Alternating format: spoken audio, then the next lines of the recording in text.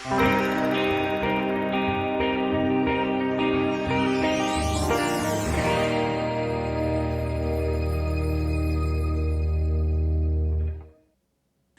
quero ler agora um texto para o nosso momento da mensagem no Evangelho de São Mateus. É um texto bastante conhecido, é um texto que você já leu, com certeza. É um texto muito falado, onde Jesus ele tem algo a nos trazer. Ele faz parte do Sermão do Monte, e Jesus, então, ele diz no capítulo 7, no verso 7 e verso 8, pedi e dar-se-vos-á, buscai e achareis, batei e abrir-se-vos-á. E aí Jesus fala no verso 8 o resultado dessas ações. Qual é o resultado que será alcançado por isso? E ele diz: pois todo o que pede, ele recebe. E ele diz mais: e aquele que busca, ele encontra. E quem bate, abrir-se-lhe-á, a porta será aberta. E quando eu pensei neste texto, o meu coração ele se inclinou nesta porção do Evangelho de Jesus. O que o Espírito Santo tocou no meu coração, ele projetou no meu coração, foi a respeito de esperar no Senhor. Nós sempre falamos, ensinamos, isto porque a Bíblia nos ensina a esperar, a aguardar, a ter paciência, a ter perseverança. Só que eu gostaria hoje de conversar um pouquinho com vocês sobre a questão da espera, e eu gostaria de fazer uma afirmação, que esperar no Senhor, ou esperar pelo Senhor, não tem conexão com inatividade, não tem conexão com passividade. E talvez uma das coisas que sejam mais difíceis para o ser humano é quando a gente tem que esperar alguma coisa, quando a gente tem que aguardar alguma coisa. Para alguns, quando se chega a este ponto de ter que esperar, e aí ainda que a espera ela seja delimitada, ela seja marcada, e alguém diga assim: olha, espere uma semana. Para alguns, essa semana ela parece que se tornou meses, ela se tornou anos, porque ele carrega dentro dele essa grande dificuldade de esperar. Ou talvez não, talvez alguns que estão me vendo agora, que estão me ouvindo, que estão assistindo esse vídeo, possa dizer assim: poxa, mas no meu caso, essa questão de esperar, essa questão dessa dificuldade que você diz que o ser humano tem de esperar, não tem muita conexão comigo. Eu não sou alguém que carregue ou que carrega dentro do coração ansiedade por algo que tem que se aguardar e esperar. E de verdade eu até acredito, sim. Eu acredito porque eu já convivi com pessoas muito tranquilas em relação a essa questão de espera, de aguardar, que não carregam, pelo menos não dão nenhum sinal de ansiedade.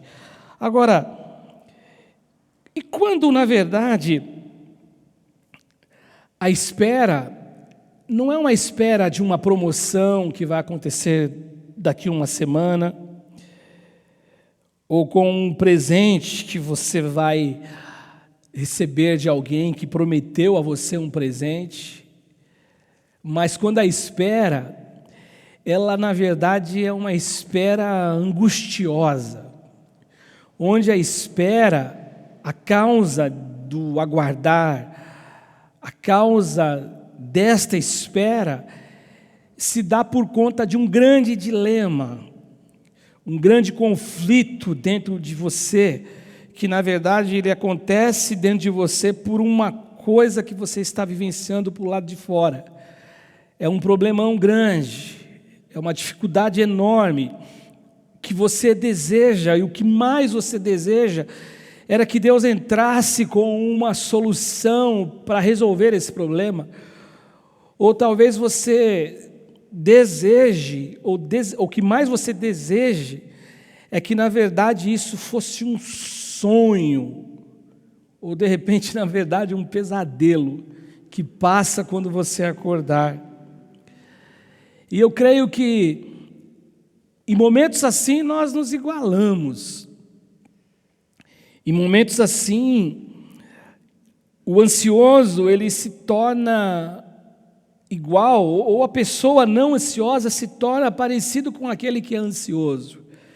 Em momentos assim, a gente carrega mesmo dentro de nós, como seres humanos que somos, essa dificuldade de aguardar uma solução, aguardar uma resolução do problema, aguardar a chegada de alguém, a chegada de Deus quando o problema ele foge da nossa jurisdição, e a chegada do Senhor Deus para resolver a nossa dificuldade. E a Bíblia, você vai encontrar textos que a Bíblia ela vem com repetições e informações de que nós devemos esperar, que nós devemos aguardar. Só que é na Bíblia também que eu encontro informações que eu preciso, como ser humano, abandonar esse sentimento de ansiedade dentro de nós, que nos causa espanto e nos faz temer a espera, porque a gente nunca sabe o que será o final da história. Por exemplo, eu anotei alguns textos aqui, o texto de Mateus capítulo 6, o verso 25, onde Jesus ele olha para aquelas pessoas que estavam ouvindo o seu sermão, que estavam com ele ali, compartilhando com ele o momento de vida, e ele compartilhando o momento de vida dele com eles, e Jesus detectou no coração daquele público preocupação. Jesus ele detectou no coração daquele público ansiedade, e aí Jesus disse assim: por isso eu vos digo, no capítulo 6, no verso 25, não andeis ansiosos pela vossa vida, quanto ao que haveis de comer ou beber, nem pelo vosso corpo, quanto ao que haveis de vestir. E aí Jesus fala, não é a vida mais do que o alimento e o corpo mais do que as vestes? Ou seja, Jesus está dizendo, olha, esperem em silêncio, aguardem. O apóstolo Paulo também ele nos traz isto. Esse texto de Filipenses 4,6 é um texto que sempre me vem à memória. E o apóstolo Paulo ele fala, não andeis ansiosos de coisa alguma, por nada, por nenhuma situação, por nenhum dilema que é uma situação conflitosa, por nenhuma dificuldade, em tudo, porém, sejam conhecidas, em tudo, sejam conhecidas diante de Deus, as vossas petições, pela oração, pela súplica, com ações de graças. Pedro, que foi apóstolo de Jesus, que andou com Jesus, que era do círculo de intimidade com Jesus, dos 12, melhor dizendo, 3 deles eram muito íntimos e próximos de Jesus, e Pedro era um deles. O apóstolo Pedro diz também, lá na sua carta, em sua primeira epístola, ele diz o seguinte, lançando sobre ele toda a vossa ansiedade, porque ele tem cuidado de vós. E por último, e não no sentido de menos importância ou de mais importância por ficar por último, logicamente, eu encontro Davi, que é um salmo que você conhece tão bem, o Salmo 37, que ele traz a cada um de nós informações a respeito desta entrega, deste se doar a Deus com confiança, essa questão de você se projetar a Deus, esperar em Deus. Ele fala assim, ó, do Salmo 37 e o 7 na parte A do verso, ele diz: descansa no Senhor e espera nele. E aí, eu fico pensando o seguinte, que Deus que me criou, o Deus que criou você, o Deus que nos criou, Ele é o Deus que sabe que nós temos uma grande dificuldade em lidar com essa questão de espera. Que nós temos uma grande dificuldade de lidar com essa questão do aguardar. Muito embora na Bíblia tenha muito espera, e é exatamente por isso que existe essa informação. Porque Deus está desejando curar o ser humano, curar a mim e curar a você. Só que eu carrego para mim, hoje é a minha proposta aqui, eu carrego para mim que esperar pelo Senhor não existe conexão com inatividade, com algo que é passivo, algo que eu sento em algum canto e eu não faço nada. Esperar no Senhor, eu tenho que esperar sim, mas eu devo esperar trabalhando. Eu devo esperar no Senhor fazendo o que eu tenho a fazer. Eu devo esperar no Senhor, não dando a minha contribuição a Deus, porque Deus não precisa da contribuição de ninguém, nenhum humano contribui com Deus para que Deus possa realizar alguma coisa em favor de alguém. Não, mas eu tenho que dar uma contribuição a mim mesmo. Eu preciso fazer aquilo que cabe a mim. A parte de Deus, ela é divina, ela é sobrenatural. A parte de Deus é aquilo que o homem não pode fazer, mas a minha parte, aquilo que me cabe, é aquilo que está ao meu alcance, e Deus sabe disto. E aí eu me lembro do Salmo 90, do último verso dele, no verso 17, quando o escritor do Salmo, eu gosto muito deste salmo e eu lembro dele, e ele diz assim: seja sobre nós, a oração do salmista, olhando para os céus, ele diz: seja sobre nós a graça do Senhor, seja sobre nós esse favor que nós não merecemos, seja sobre nós esse cuidado que nós precisamos, seja sobre nós esse cuidado tão almejado, tão sonhado por mim, seja sobre nós a graça do Senhor nosso Deus. E olha o que ele vai dizer. Ele diz assim: e confirma sobre nós as obras das nossas mãos. Sim, confirma sobre nós as obras das nossas mãos. Ou seja, esperar no Senhor não é e não carrega em si um processo ou um projeto de inatividade, de gente morta, de que não precisa fazer nada. Não, não é isso. E nesse texto de Mateus, no capítulo 7, e verso 7 e verso 8, existem aqui 3 ensinamentos de Jesus que nos colocam diante dessa verdade, que nos mostram essa realidade, onde não existe por parte de Deus na Escritura, ou não existe, nunca existiu por parte de Deus, mesmo antes de existir a Escritura, quando a revelação de Deus era pela natureza, como diz o texto no Salmo 19, uma noite faz declaração a outra noite, um dia se revela a outro dia, sem que haja palavras, sem que haja som de vozes, mas existe ali um transmitir da graça de Deus. Quando Paulo também faz essa confirmação em Romanos no capítulo 2, sobre essa questão de Deus ele se revelar, então desde que Deus se revelou, mesmo antes de existir a Escritura, que hoje eu e você temos o privilégio de tê-la em nossas mãos, Ele sempre nos ensinou isso, Ele sempre nos mostrou isso. E a primeira lição que Jesus nos mostra aqui sobre essa questão de não inatividade, a questão de aguardar no Senhor, é que Jesus nos ensina que para receber, eu tenho que pedir.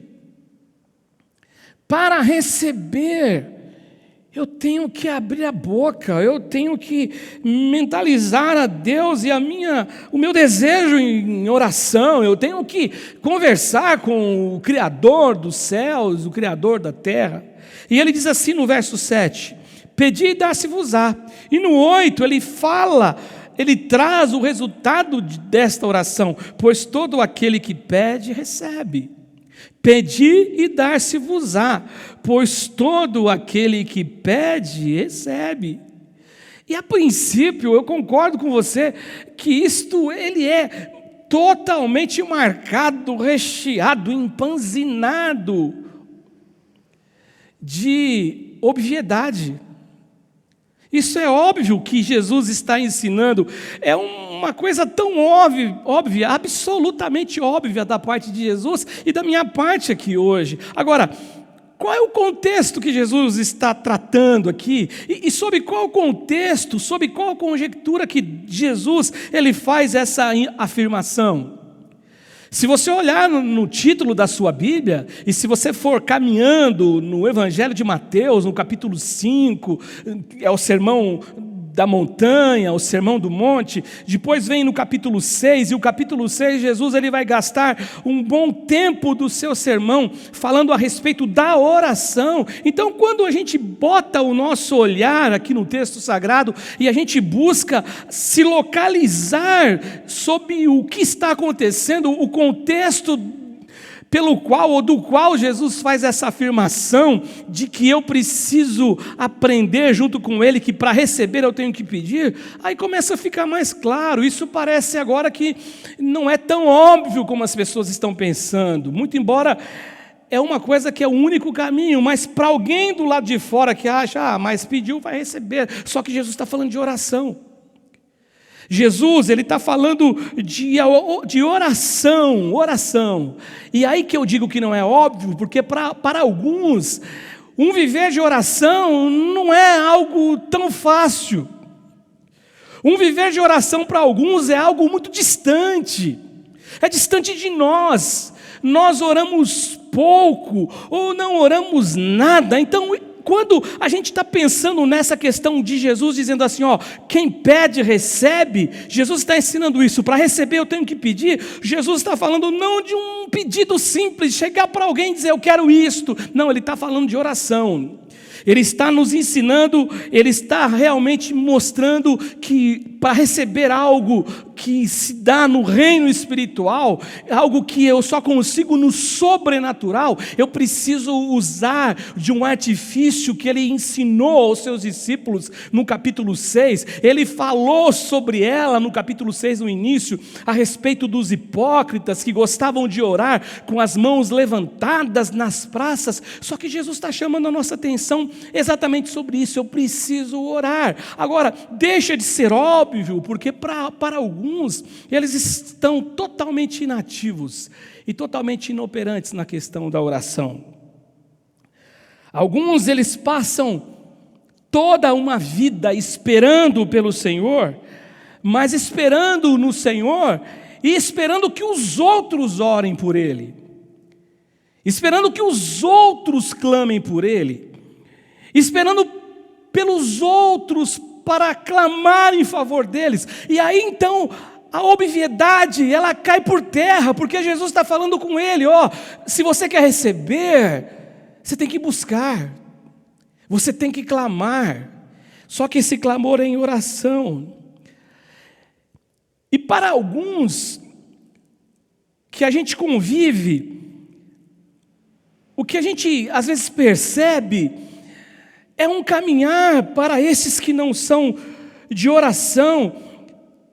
E eu sempre gosto de dizer que eu não me refiro de oração do culto de oração, porque é lógico que o culto de oração é bom, é gostoso, mas eu digo algo muito além, que extrapola a questão geográfica da igreja, de um canto onde se ora, mas eu digo daquilo ser uma essência de alguém que ora, que tudo que vai fazer, todas as decisões, todo o caminho escolhido, ele o faz por meio de oração, falando com Deus, para que Deus se revele, e essa revelação não tem que ser de um anjo descendo dos céus com um raio na mão, ou um trovão, então, não, é uma coisa que te traz descanso na alma.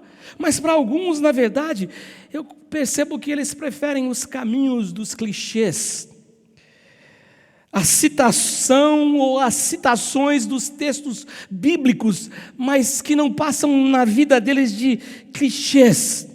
Ou seja, algo que não tem verdade, algo que não tem peso, algo que não funciona. Ele funciona com o irmão de lá, com alguém do lado de cá, mas ele não funciona porque se tornou algo tão banal na vida. Eu tudo posso naquele que me fortalece. É um texto que nós falamos muito, só que muitas vezes nós o falamos ou repetimos, sem imaginarmos o contexto sobre o qual Paulo disse isto. Falamos quando temos tudo de bom, apenas isso, e quando vai tudo mal, ou aparentemente as coisas não vão bem, nós esquecemos disto. Quando então Jesus ele chega, e ele fala assim, pede que você vai receber, Jesus está pensando em alguém que aprendeu o caminho da oração. Aprendeu aquilo que o pastor Ivaldo pregou no domingo aqui, aquele que habita no esconderijo do Altíssimo, aquele que tem acesso ao esconderijo do Altíssimo, aquele que ele é reconhecido quando ele vai diante de Deus, os anjos o conhecem, porque sabe que ele é uma mulher ou ele é um homem, que eles sempre estão em oração diante de Deus. Então, quando Jesus está pensando em alguém que espera, em alguém que aguarda, ele está pensando em atividade espiritual, alguém que ora, alguém que clama, alguém que busca, alguém que investe tempo. Nós falamos gastar tempo, mas investe tempo na presença de Deus, alguém que realmente faz isso, até porque no capítulo anterior ele ensina a oração dominical aos seus discípulos. Os discípulos de João, Jesus foram ensinados por João a orar, ensina-nos a orar, e aí Jesus vem e ele ensina aquela oração tão forte, tão poderosa, tão completa, mas que para a gente se tornou algo tão banal muitas vezes, que nós recorremos a ela como uma possibilidade de ser feita uma oração breve, curta, rápida, para nos livrarmos do momento que nós temos que ter de oração. Jesus está falando disso. A promessa, ou as promessas na Bíblia de esperar, espera no Senhor, aguarda no Senhor, entrega teu caminho ao Senhor, confia nele, Ele fará tudo. Deleita-te no Senhor, Ele vai satisfazer os desejos do teu coração. Todas essas promessas e todas outras, um conjunto de promessas, tudo isso na verdade tem a ver com uma condição, existe uma condição, é para aquele que investe tempo em oração, para aquele que investe o seu tempo em encontrar-se com Deus, ter encontro com Deus. Eu me lembro quando nós começamos a ensinar discipulado aqui no ano de 2009, e nós recorremos a um material que o pastor Ivo, nosso amigo, o pastor Ivo, nos forneceu lá da Igreja Nazareno. Eu me lembro que uma das lições, aliás, 2 lições, nós dividimos em 2 lições, era encontrar-se com Deus, que o novo convertido, ele tem que ter encontro com Deus, o crescimento, ele se dá, a experiência, ela acontece, essa motivação de saber esperar e aguardar em Deus, mesmo diante de um susto, ela só se dá com a maturidade, ela só acontece com o tempo que você tem com Deus, pela intimidade que você passa a ter com Ele. Uma outra lição que Jesus ensina aqui, ainda nesses 2 versos, que são os únicos versos que eu li, Jesus ensina que se não buscarmos, nós não encontramos. O que parece também uma outra coisa que é óbvia, ou seja, buscai e achareis, versículo 7. E o que busca, encontra. Ele foi repetitivo, busca que você acha, o que busca, encontra. O desatento aqui, em relação às guerras travadas no mundo espiritual, aquilo que Paulo faz referência quando ele escreve sua carta aos Efésios, o desatento aqui, a essas guerras que são travadas nessas regiões que meu olho não vê, não enxerga, nem você, só enxergamos com um olhar espiritual, e muitas vezes Deus até não nos deixa enxergar, a gente sabe o que está acontecendo, é uma guerra espiritual. Na verdade, o que Jesus está mostrando aqui, que o desatento, ele não vai perceber, ele não vai lembrar disso. E aí essa lição, então, não é tão óbvia da parte de Jesus assim. Não existe uma lição tão carregada de coisas óbvias aqui, não. Porque Jesus está dizendo de guerra. O desatento aqui, ele vai, na verdade, pensar numa frase, num clichê. Buscais, como diz aqui, buscai e achareis, o que busca encontra, mas sem o seu peso, sem o seu valor, sem a sua verdade embutida nisso que Jesus está ensinando, porque Jesus não é do tipo que ensina clichês, Jesus não é do tipo que ensina lições sem peso, sem valor, pelo contrário, Jesus ele só ensina coisas que vão nos fazer crescer, coisas que vão nos levar e nos direcionar e nos apontar para o reino de Deus. Agora, o desatento, ele não vai pensar naquela pessoa que deixou de acreditar que Deus irá ouvi-lo por conta de tantos problemas que ele enfrenta, por conta de uma dificuldade que chegou, por conta de um problema que o tocou, por conta de um problema que tocou o teu filho, ou o seu filho, melhor dizendo, como naquela história de Jesus, aquele pai, me ajuda na minha incredulidade. O desatento vai achar que isso é óbvio, porque ele não sabe, ele não pensa que exista alguém assim no mundo, vivendo às vezes próximo a ele, que está desacreditado em relação à possibilidade dele poder pedir a Deus e ser atendido. O desatento, ele não pensará naqueles que vivem ou que viveram um momento da sua história como Pedro, que olharam para dentro de si e se julgaram tão capacitados e se julgou melhor do que o seu próximo, como Pedro muitas vezes disse, eles podem te negar, mas eu vou contigo até a morte. E que naquele momento onde ele tem aquela revelação do Espírito de Deus, dizendo, tu és o Messias, quando Jesus, nas bandas de Cesareia de Filipe, pergunta, o que dizem as pessoas a meu respeito? O que estão dizendo? Quem eu sou? Quem é o Filho do Homem? E uns respondem, estão dizendo que o Senhor é Elias, outros estão dizendo que o Senhor é isso, é aquilo. E aí Jesus pergunta, e vocês? O que vocês dizem que eu sou? E aí Pedro responde, tu és o Cristo, tu és o Messias. E Jesus diz a ele, essa revelação não é tua, não é do teu coração. É um processo que vem de Deus para você. Essa revelação, ela é sobrenatural. Ela veio do coração dos céus de Deus para você. E naquela mesma hora ele tem um pensamento ruim, achando que ele era o bonzão, e ele vira para Jesus e fala, para que você fica falando de morte? E Jesus vira para ele e fala assim, para trás de mim, Satanás. Ou seja, são informações, são coisas que Pedro foi vivendo na vida dele, até que ele chega diante daquilo que aconteceu, que Jesus disse para ele, quando ele disse assim, eu morro por você. E Jesus falou, Pedro, olha, antes que o galo cante, você vai me negar 3 vezes. E o apóstolo Pedro vivenciou uma situação de uma tristeza abissal em sua alma, de uma separação de Deus grotesca e gritante. Ele não acreditava mais nele, por isso que lá em João, no capítulo 21, quando ele se manifesta aos seus discípulos de novo, lá no mar de Tiberíades, que ele repete aquela cena inicial, quando Pedro é chamado para ser discípulo de Jesus e pescador de homens, ele repete tudo do mesmo modo, para dizer para Pedro que ele acreditava em Pedro, talvez então um desatento de plantão, achando que a lição de Jesus ela é tão óbvia. Ele não vai lembrar nessas pessoas que acham que agora é impossível, existe um impasse, existe uma impossibilidade deles encontrarem com Deus.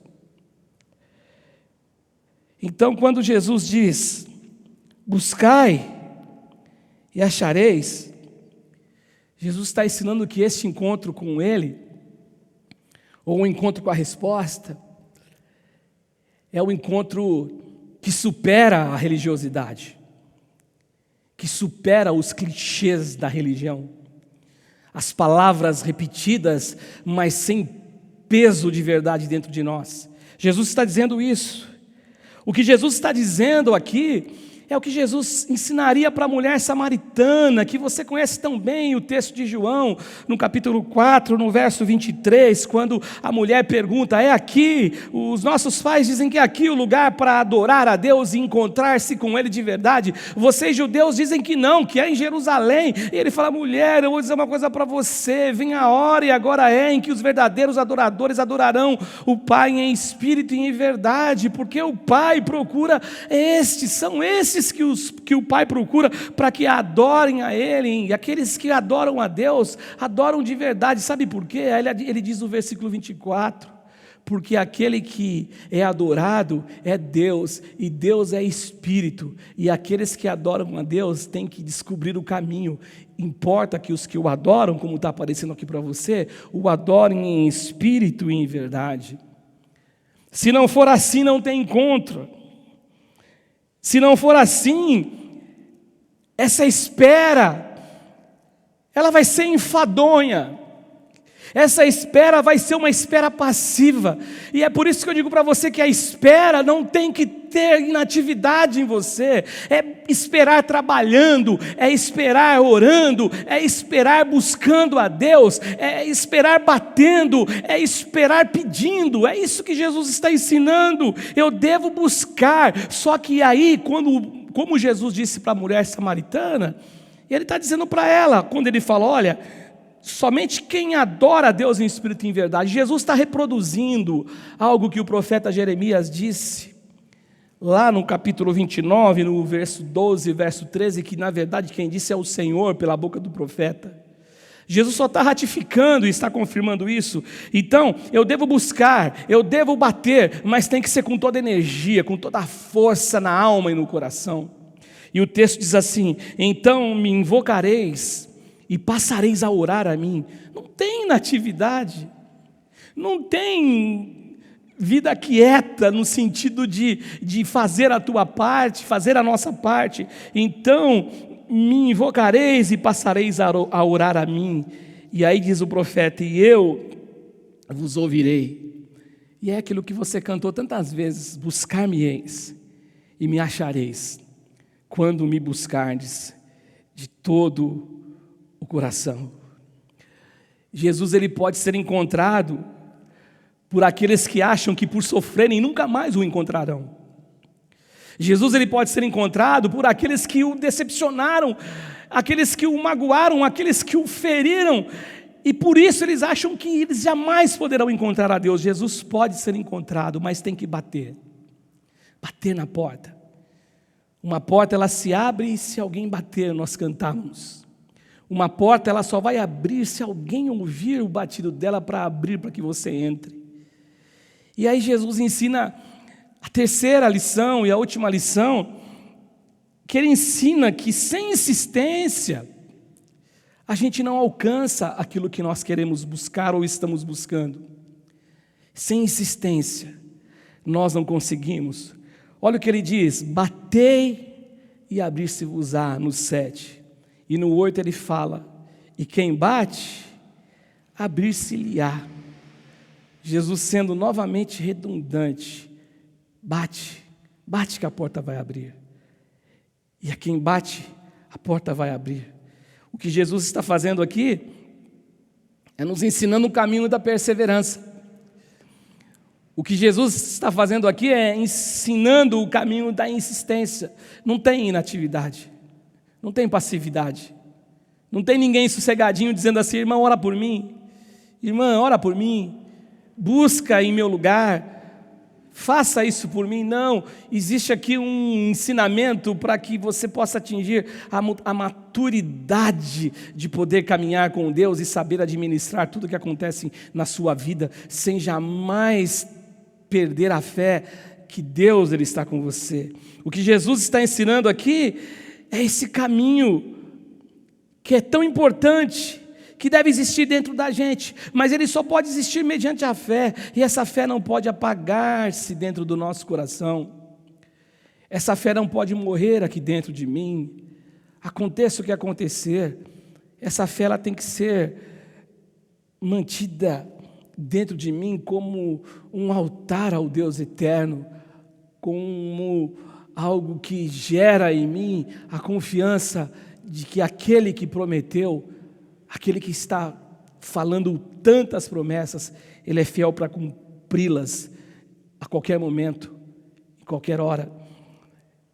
O escritor de Hebreus, ele fala assim, confirmando essa questão de fé.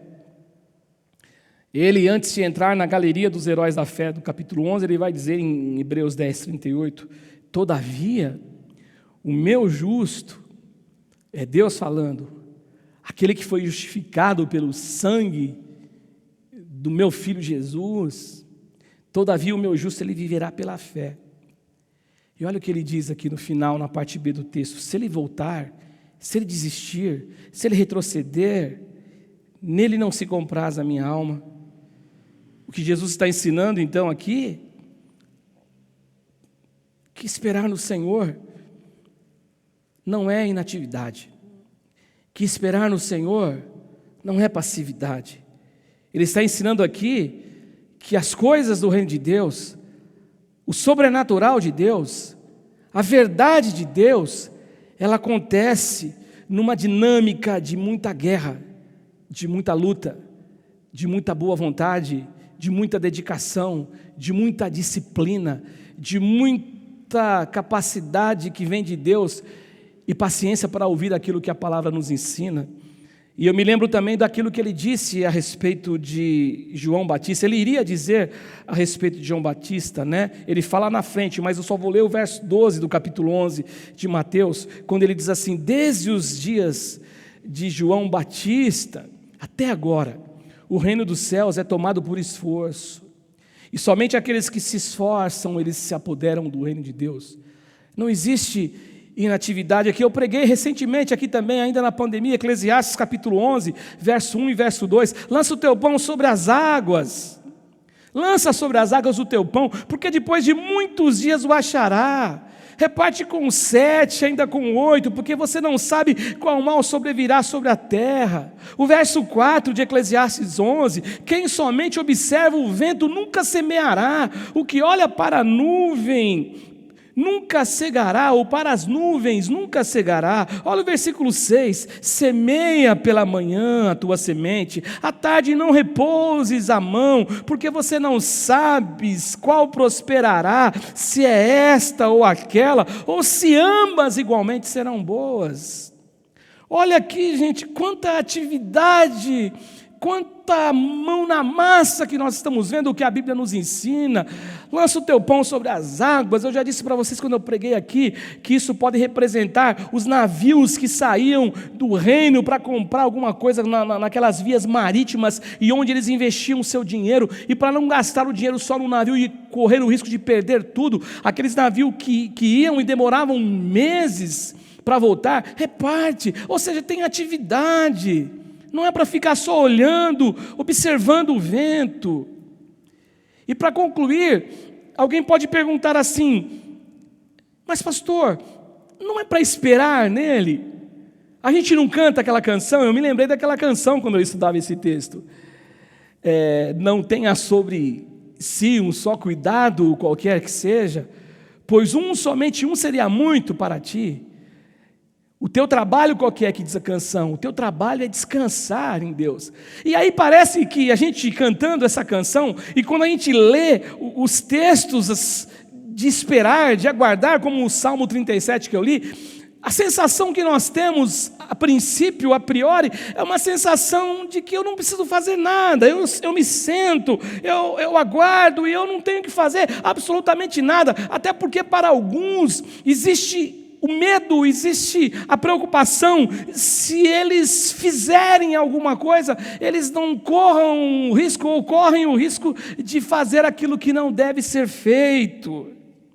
Só que Jesus, Ele não está dizendo que você tem que colocar a carroça na frente dos bois, colocar os pés pelas mãos. Jesus não está dizendo que você tem que fazer aquilo que a Bíblia não nos ensina a fazer. O que Jesus está ensinando aqui é a respeito de esperar, de aguardar, de ter fé e paciência e perseverança, de que quando você espera, mas você vai diante dele em oração e você pede, você clama, você bate, você pede, você recebe, você bate, a porta se abre, você busca, você encontra. O que Jesus está ensinando é porque Jesus ele vai enxergar, e ele enxergou lá no capítulo anterior, no capítulo 6, a ansiedade no coração das pessoas. E aí Jesus até falou assim: olha, Deus cuida de passarinhos, não vai cuidar de vocês. Mas em nenhum momento Jesus ele sugere para aquelas pessoas que são as mesmas que estão ouvindo agora o Mateus 7, ele sugere inatividade, ele sugere passividade. Olha os versos finais de Mateus, do capítulo 6, Mateus 6:31. Portanto, não vos inquieteis dizendo, aquela inquietação da alma, na alma, tal qual o Salmo 42, porque está abatido a minha alma. E aí ele disse para ele assim na alma: que comeremos? Que beberemos? Ou com que nos vestiremos? E aí Jesus falou assim: sabe por que vocês não devem carregar essa inquietação na alma de vocês? Porque os gentios, e os gentios aqui ainda não tinham tido um encontro com a verdade e a libertação em Jesus, eram aqueles que não conheciam ainda a Deus, porque os gentios é que procuram todas estas coisas, mas o vosso Pai Celeste, Ele sabe do que vocês necessitam, Ele sabe que vocês necessitais de todas estas coisas. E olha o que Ele diz: buscai, pois, em primeiro lugar o seu reino. O reino de quem? Do Pai Celeste, e a sua justiça, e todas estas coisas vos serão acrescentadas, ou todas estas coisas serão acrescentadas. Em tudo isso, gente, eu vejo movimento, eu vejo ação, mas eu vejo um movimento sob uma única e absoluta perspectiva. Eu vejo ação, eu vejo movimento na questão espiritual, na questão da oração, na questão do se derramar diante de Deus e buscar a Deus, aguardando nele, esperando por ele, mas com ação, com atividade, em oração e em clamor àquele que é Deus poderoso. E o último texto aqui é o texto de Filipenses que eu já citei, quando o apóstolo Paulo, ele confirma tudo isso que eu estou dizendo, tudo isso que na verdade não estou dizendo nada, quem disse isso aqui foi o próprio Senhor Jesus. Ele confirma isso aqui dizendo o seguinte, um texto que eu gosto muito, que eu cito muito, quando ele fala aqui em Filipenses 4, versículo 6, ele diz o seguinte, né? Não andeis ansiosos de coisa alguma, em tudo, porém, sejam conhecidas diante de Deus as vossas petições, pela oração e pela súplica, e pelo modo e pela postura do agradecimento, da gratidão. Em tudo isso eu vejo atividade. Não atividade fora daquilo que a Bíblia traz em sua centralidade, que é buscar Jesus, a pessoa central de tudo, buscar nele, olhar para ele e ser como ele. Que o Senhor Jesus, ele nos abençoe a nunca duvidarmos desta capacidade de Deus, Ele fazer por mim, Ele fazer por você, que o Espírito Santo de Deus, Ele possa de verdade nos ajudar a entender definitivamente que esperar no Senhor não carrega uma conexão de não fazer nada. Eu vou usar uma palavra feia aqui, uma vagabundagem espiritual, onde ninguém quer fazer nada, não quer orar, não quer buscar a Deus. Nós vamos começar agora domingo, à meia-noite, no caso segunda-feira, a campanha de oração que o pastor Ivaldo lançou aqui no domingo passado, agora domingo, sobre a questão do esconderijo do Altíssimo, ou seja, é oração, é guerra, é atividade, mas uma atividade que não roube o lugar de Deus e a posição de Deus em fazer e em agir, não.